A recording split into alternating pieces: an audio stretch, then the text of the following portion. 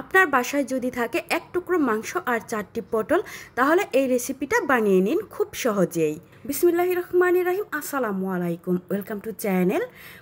আজ আমি আপনাদের জন্য নিয়ে এসেছি পটলের এমনই একটা রেসিপি। এই রেসিপিটা বানিয়ে গরম ভাতের সাথে পরিবেশন করেন, আমি কথা দিচ্ছি আর কিচ্ছু লাগবে না, 1 প্লেট ভাত নিমিশেই শেষ হয়ে যাবে। ছোট থেকে বড় সবাই খুবই পছন্দ করবে আর খেতেও হয় অসাধারণ স্বাদের। আর এটা বানানো খুবই সহজ। তাহলে চলুন দেখে নেওয়া যাক মূল রেসিপিটা। এখানে আমি নিয়ে নিয়েছি 1 টুকরো মুরগির বুকের মাংস আর নিয়ে নিয়েছি 4টি পটল। আপনারা চাইলে আরও বেশি করে পটল কিংবা মাংস নিয়েও এই রেসিপিটা বানিয়ে নিতে পারবেন। আমি খুবই সহজ করে আর অল্প উপকরণে আমি আপনাদেরকে এই রেসিপিটা দেখাচ্ছি, যাতে অল্প কিছু উপকরণ দিয়েও আপনারা খুব সহজেই এই রেসিপিটা বানিয়ে নিতে পারেন। এখন আমি মুরগির মাংসটাকে পাতলা পাতলা স্লাইস করে কেটে নিচ্ছি। এরপর এগুলোকে আমি ছোট ছোট করে কেটে নেব। কেটে আমি এই ছুরির সাহায্যেই আমি এই মুরগির মাংসটাকে কিমা করে নেব। আপনারা চাইলে ব্লেন্ডারে দিয়েও এই মুরগির মাংসটাকে কিমা করে নিতে পারেন। আপনারা দেখতেই পাচ্ছেন আমি কিভাবে এই মাংসটাকে কিমা করে নিচ্ছি। এখানে আমার পুরোটা মাংস কিমা করে নেওয়া হয়ে গেছে। এখন আমি এটাকে একটা বাটিতে তুলে নেব। সবটুকুই কিমা আমি একটা বাটিতে তুলে নিচ্ছি। দেখতে পাচ্ছেন এখানে আমার হাফ কাপ পরিমাণ কিমা হয়েছে। এখন আমি এখানে পটল 4টি নিয়ে নিচ্ছি আর একটি পটল নিয়ে তারপর একটা ছুরির সাহায্যে এইভাবেই আমি পটলের উপরের যে খোসাটা এইভাবেই আমি ছাড়িয়ে নিচ্ছি।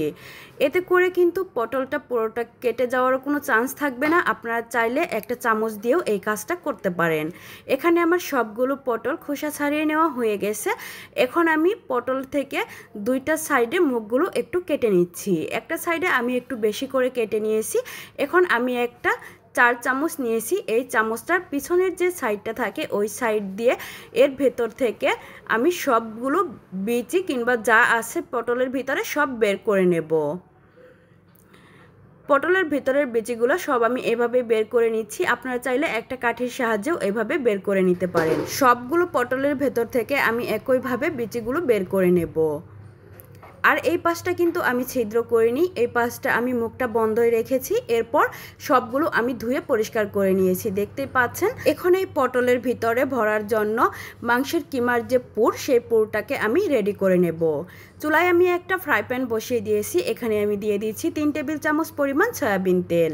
তেলটা গরম হয়ে এসেছে। এখন আমি এখানে দিয়ে দিচ্ছি হাফ কাপ পেঁয়াজ কুচি আর দিয়ে দিচ্ছি 2টা কাঁচামরিচ কুচি দিয়ে চুলার জালটাকে বাড়িয়ে দিয়ে অনবরত নেড়ে চেড়ে পেঁয়াজটাকে আমি নরম করে ভেজে নেব।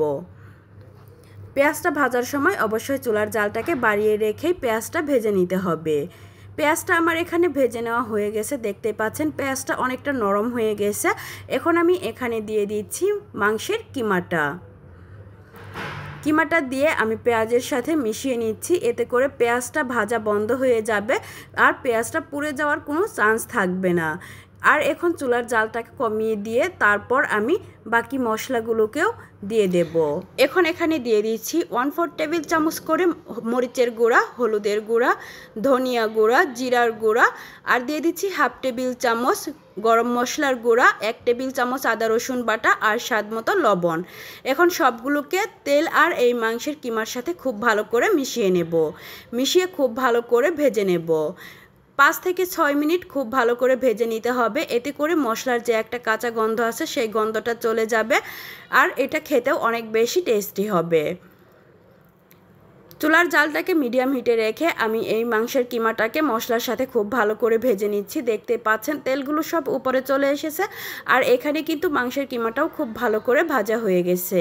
আমি আরেকটু ভালো করে ভেজে নেওয়ার জন্য আমি 5 মিনিটের জন্য ঢাকনা দিয়ে ঢেকে দিচ্ছি। 5 মিনিট পর আমি ঢাকনাটা তুলে নিচ্ছি। দেখতে পাচ্ছেন আর এটা যেহেতু মাংসের কিমাটা হতে কিন্তু অনেক বেশি সময় লাগে না, অল্প একটু সময়ে কিমাটা রান্না করা হয়ে যায়। আমার এখানে কিন্তু কিমাটা রান্না করে নেওয়া হয়ে গেছে। এখন আমি চুলার জালটাকে অফ করে দেব। এখানে আমি পটল 4টি নিয়ে নিয়েছি। নিয়ে এখন এই কিমাগুলোকে আমি পটলের ভেতরে একটা চামচের সাহায্যে ঢুকিয়ে নিচ্ছি। আপনারা চাইলে এই কাজটা হাত দিয়েও করতে পারেন। আমি প্রথমেই পটলের মধ্যে দিয়ে তারপর চামচের যে চিকন সাইডটা ওই সাইড দিয়ে তারপর ভেতরে ঢুকিয়ে দিলাম। এই একইভাবে আমি সবগুলো পটলের ভেতরে পুরগুলো ভরে নেব। সবগুলো পটলের ভেতরে আমার কিমার পুরগুলো ভরে নেওয়া হয়ে গেছে। এখন আমি চুলায় আরেকটা ফ্রাই প্যান বসিয়ে দিয়েছি। এখানে আমি দিয়ে দিচ্ছি 4 টেবিল চামচ রান্নার তেল। এরপর আমি এই পটলগুলোকে দিয়ে দিলাম। এখন চুলার জালটাকে মিডিয়াম টু লো হিটের মাঝামাঝি রেখে 5 মিনিট ভেজে নেব। 5 মিনিট পর আমি ঢাকনাটাকে খুলে নিচ্ছি। এখন আমি পটলগুলোকে উল্টিয়ে দিচ্ছি। উল্টিয়ে দিয়ে আবারও আমি 5 মিনিটের জন্য ঢাকনা দিয়ে ঢেকে দেব। ঢেকে দিয়ে অপর পাশটাও ভেজে নেব। আবার 5 মিনিট পর আমি ঢাকনাটাকে খুলে নিলাম। খুলে নিয়ে এখন উল্টিয়ে পাল্টিয়ে পটলটাকে আমি ভেজে নেব। এটা ভাজতে কিন্তু অনেক বেশি সময় লাগে না, আর এই রেসিপিটা বানাতেও কিন্তু খুব বেশি সময় লাগেনি আমার। আর খেতে এতটা দুর্দান্ত হয়েছে, আপনারা অবশ্যই একবার হলেও ট্রাই করবেন। আর যেদিন এই রেসিপিটা বানাবেন ভাতটা একটু বাড়িয়ে রান্না করবেন। পটলগুলো আমার এখানে নেড়েচেড়ে উল্টে পাল্টিয়ে ভেজে নেওয়া হয়ে গেছে। এখন আমি সবগুলো পটল একটা একটা করে তেল ঝরিয়ে নামিয়ে নেব। তেল ঝরিয়ে আমি একটা একটা করে নামিয়ে নিচ্ছি। নামিয়ে নিয়ে আপনাদেরকে পরিবেশন করে দেখাচ্ছি। আপনারা এই রেসিপিটা অবশ্যই একবার হলেও ট্রাই করবেন। অনেক সময় আছে বাচ্চারা সবজি খেতে চায় না, তো এভাবে যদি বানিয়ে দেন তাহলে বাচ্চারাও এটাকে চেটেপুটে খেয়ে নেবে। আমার এই রেসিপিটা যদি ভালো লেগে থাকে তাহলে প্লিজ লাইক, কমেন্ট, শেয়ার করবেন আর আমার চ্যানেলটা সাবস্ক্রাইব করে পাশে থাকবেন। আল্লাহ হাফেজ।